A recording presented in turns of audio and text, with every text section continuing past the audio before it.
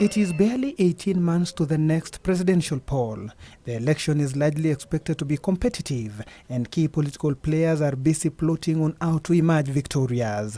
Leader Raila Odinga is expected to feature yet again in the presidential race and has already begun strategizing for it. For the most part of Monday, Raila led his trusted troops to a retreat at a hotel in Nairobi. After hours of deliberations, Odinga left the venue without a word. Many of those in attendance were also non-committal on the intricacies of the meeting, but disclosed that it was all about 2017. What we discussed is lethal and toxic towards 2017. So nyinyi mungoje tu tutapata report. We had today was a very procedural meeting for the party. As a party, we have to meet occasionally to look at our internal systems and structures and see what we can adjust. It's something really you can't start discussing. It's nothing so serious. Nominated Senator Agnes Zani would later confirm that Odinga is indeed keen at shaking things up in his campaign machinery. So we have laid a roadmap for ourselves.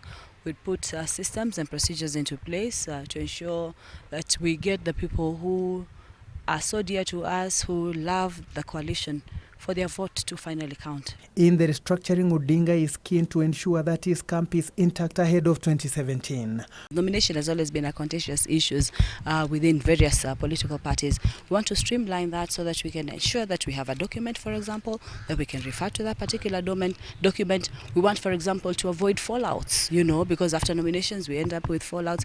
Odinga met his inner circle even as his co-principal Kalonzo Musyoka accused the Registrar of Persons Director Kimotho of bias in the issuance of identity cards, saying this will influence the outcome of 2017 polls. What is confirmed, however, is somebody who should have gone home after attaining the mandatory age of 62, has had his contract renewed so that they can continue to over-register, to over-issue IDs in areas that are jubilated, or so they say. Speaking after meeting the Wiper Party county coordinators from all the 47 counties, Kalonzo claimed that code strongholds have a higher voter potential, but blamed the registrar and the IEBC for the low numbers. The voter potential is within the code counties, and that's why they are trying to undermine voter registration. That's why they don't want to produce kits to every polling station. That between the three counties of Lower Eastern, Machakos, Makueni, and Kitui, those people who are not registered as voters were over 500,000. Imagine what would have happened to Jubilee and their 50 plus 1% whatever situation. Kalonzo insists that the electoral body must conduct voter listing at the polling centers as opposed to the ward level.